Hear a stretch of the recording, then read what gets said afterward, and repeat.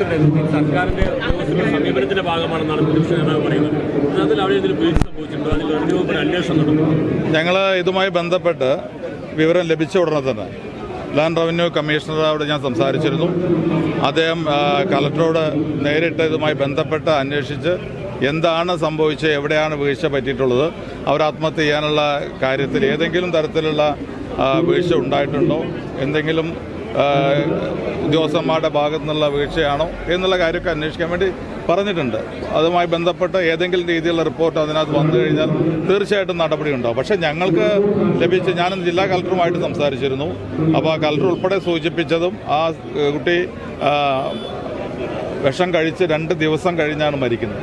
അപ്പോൾ ഹോസ്പിറ്റലിൽ വെച്ച് പോലീസിന് വ്യക്തമായ മൊഴി കൊടുത്തിട്ടുണ്ട്. ആ മൊഴി കൊടുത്തതിനകത്തും വീട്ടിലും ഓഫീസിലുമുള്ള സ്ട്രെസ്സാണ് കാരണം. എനിക്ക് ആരോടും പരാതിയില്ല, ആരെയും കുറ്റപ്പെടുത്തുന്നില്ല എന്നുള്ള രീതിയിൽ മൊഴി കൊടുത്തിട്ടുണ്ട് എന്നാണ് മനസ്സിലാക്കിയിട്ടുള്ളത്. ഞാൻ ജില്ലാ കളക്ടറോട് പറഞ്ഞിട്ടുണ്ട് അത്തരം കാര്യങ്ങൾ ഉൾപ്പെടെ ഇതിനകത്ത് ഏതെങ്കിലും തരത്തിലുള്ള വീഴ്ച വന്നിട്ടുണ്ടോ. അതോടൊപ്പം തന്നെ ഈ കുട്ടി സീനിയർ ക്ലർക്കാണ്, അവരെ സ്ഥലം മാറ്റി ഉൾപ്പെടെയുള്ള കാര്യങ്ങളുമായി ബന്ധപ്പെട്ട് പറഞ്ഞു.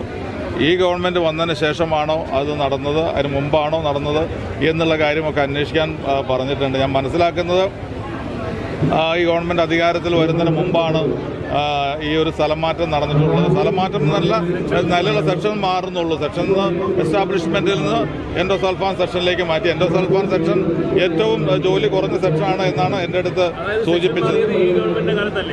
ഞാൻ മനസ്സിലാക്കുന്നത് അല്ല എന്നുള്ളതാണ്. ഏതായാൽ പോലും അത്തരം കാര്യങ്ങൾ സെക്ഷൻ മാറിയതാണോ അല്ലെങ്കിൽ അതുമായി ബന്ധപ്പെട്ട സ്ട്രെസ്സാണോ എന്നുള്ളതൊക്കെ റിപ്പോർട്ടിന് അടിസ്ഥാനത്തിൽ വരും. പക്ഷേ ഏതായാലും പ്രതിപക്ഷ നേതാവിനെ പോലെയുള്ള ആളുകൾ എല്ലാ വിഷയങ്ങളും രാഷ്ട്രീയമായി കാണുന്നത് ശരിയാണോ എന്ന് ആലോചിക്കണം. ഇതുമായി ബന്ധപ്പെട്ട് എന്താണ് നടന്നതെന്ന് അറിയട്ടെ. അറിഞ്ഞ ശേഷം നമുക്ക് ആരെ വേണമെങ്കിലും കുറ്റപ്പെടുത്താം. അറിയുന്നതിന് മുമ്പ് തന്നെ ഇതൊരു ഗവൺമെൻറ്റിൻ്റെ വീഴ്ചയായി പറയുന്നത് എല്ലാ കാര്യങ്ങളിലും രാഷ്ട്രീയം കാണുന്നൊരു ഭാഗമാണ്. ഇത് യഥാർത്ഥത്തിൽ ഈ ഒരു ട്രാൻസ്ഫർ, ഈ ഒരു സെക്ഷൻ ചേഞ്ച് നടന്നതിൻ്റെ പേരിലാണെങ്കിൽ അത് ഏത് സമയത്ത് നടന്നു, ഇനി അതാണോ ഒക്കെ വരണ്ടേ. അതിനു മുമ്പ് തന്നെ ചാടിക്കേറി ഇത്തരം അഭിപ്രായം പറയുന്നത് പ്രതിപക്ഷ നേതാവിന് ചേർന്നതല്ല എന്നുള്ള കാര്യത്തിൽ സംശയമില്ല. അത് അദ്ദേഹം ഒന്നും കൂടി ആലോചിക്കണം എത്ര അഭിപ്രായങ്ങൾ പറയും. സർക്കാർ അധികാരത്തിന് ശേഷം എല്ലാ സർക്കാർ ജീവനക്കാരോടും പ്രത്യേകിച്ച് പ്രതികാരത്തോടെ നിലപാട് സ്വീകരിക്കും. അതിൻ്റെ ഒരു വ്യക്തിമാണ്, അതിൻ്റെ രക്തസാക്ഷിയാണ് എന്നാണ് പിണറായി വിജയൻ പറയുന്നത്. അല്ല, ഞങ്ങൾ ആ ഇന്ന് മരണപ്പെട്ട ആത്മഹത്യ ചെയ്ത വ്യക്തിയെ ഞങ്ങൾ ആ കളക്ടറേറ്റിൽ നിന്ന് വേറെ എവിടേക്കും മാറ്റിയിട്ടില്ല. സെക്ഷൻ ചേഞ്ചാണ് നടന്നിട്ടുള്ളത്. ആ സെക്ഷൻ ചേഞ്ച് പോലും ഞാൻ മനസ്സിലാക്കുന്നത് മുമ്പ് ഈ ഗവൺമെൻറ് വരുന്നതിന് മുമ്പാണ് സെക്ഷൻ ചേഞ്ച് നടന്നിട്ടുള്ളത്. അപ്പോൾ ആരാ ഉത്തരവാദി അങ്ങനെയാണെങ്കിൽ?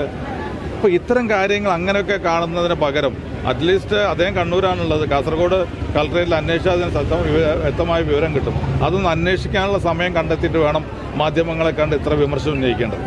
ഞങ്ങൾ ഒരു ജീവനക്കാരോടും ഒരു രീതിയിലും കഴിഞ്ഞ 10 വർഷത്തെ ഏതെങ്കിലും രീതിയിലുള്ള ഗ്രഡ്ജ് വെച്ചുകൊണ്ടൊന്നും പെരുമാറുന്ന സമീപനമില്ല. സ്വാഭാവികമായ സ്ഥലം മാറ്റങ്ങളുണ്ടാവും. ഗവൺമെൻറ് വരുന്നാലുണ്ടാവും, അല്ലെങ്കിൽ 2-3 വർഷം കഴിയുമ്പോഴുണ്ടാവും. അത്തരത്തിലുള്ള സ്ഥലം മാറ്റം മാത്രമേ നടത്തിയിട്ടുള്ളൂ. ഒരാളെയും ബോധപൂർവം ഏതെങ്കിലും രീതിയിൽ രാഷ്ട്രീയമായി കണ്ടുകൊണ്ടുള്ള സ്ഥലം മാറ്റമൊന്നും ഞങ്ങൾ നടത്താറില്ല, ഞങ്ങളുടെ ശൈലിയുമല്ല. ഇന്നലെ പാണക്കാട് സാദിഖലി ശിഹാബ് തങ്ങൾ നിലപാട് വ്യക്തമാക്കി. അതായത് PM3 തുടരണമെന്ന് പൊതുവായ ആളുകൾക്ക് അഭിപ്രായമില്ല, തങ്ങൾക്കും അത്തരത്തിൽ അഭിപ്രായമില്ല എന്നാണ്. ഇനി നിലപാട് വ്യക്തമാക്കുന്നത് കോൺഗ്രസ്സാണ്. കോൺഗ്രസിന് ഒരു നിലപാടുണ്ടല്ലോ, ഞങ്ങൾ നേരത്തെ പറഞ്ഞിട്ടുള്ള. കോൺഗ്രസ് ആരാ ദേശീയ തലത്തിൽ ശക്തമായി എതിർത്തിട്ടുള്ളത്? ഇത്തരം കാര്യങ്ങൾ ഏറ്റവും ശക്തമായ നിലപാടെടുത്തിട്ടുള്ളത് കോൺഗ്രസ്സാണ്. കോൺഗ്രസ് കേരളത്തിൽ ഞങ്ങളുടെ നിലപാട് PM3ക്ക് എതിരാണ്, തർക്കമില്ല. പക്ഷേ ഞങ്ങളിത് ഗവൺമെൻറ് വന്ന സാഹചര്യത്തിൽ ഇതുമായി ബന്ധപ്പെട്ട കാര്യങ്ങൾ ഞങ്ങൾ ക്യാബിനറ്റ് ചർച്ച ചെയ്തു. അപ്പോൾ അതുമായി ബന്ധപ്പെട്ട ചില കാര്യങ്ങൾ ഞങ്ങളുടെ മുന്നിൽ വന്നു. അപ്പോൾ അത്തരം കാര്യങ്ങൾ കൂടി പരിശോധിക്കുന്നതിന് വേണ്ടിയാണ് ഒരു കമ്മിറ്റിയെ വെച്ച്, ആ കമ്മിറ്റി റിപ്പോർട്ട് കിട്ടിക്കഴിഞ്ഞ് ഞങ്ങൾ നിലപാട് പറയും. കമ്മിറ്റി റിപ്പോർട്ട് ഉപസമിതി വെച്ചിരിക്കുകയാണ്, മന്ത്രിമാരുടെ ഉപസമിതിയാണ്. അവർ റിപ്പോർട്ട് തന്നു കഴിഞ്ഞാൽ ഞങ്ങൾ അതിനകത്തുള്ള കോൺഗ്രസിൻ്റെ അഭിപ്രായം, എല്ലാവരുടെ അഭിപ്രായം അതിനകത്തുണ്ടാവും. ലീഗിനും താല്പര്യമില്ലെങ്കിൽ നമുക്ക് ഉണ്ടാവില്ല എന്ന് തന്നെ പ്രതീക്ഷിക്കാം.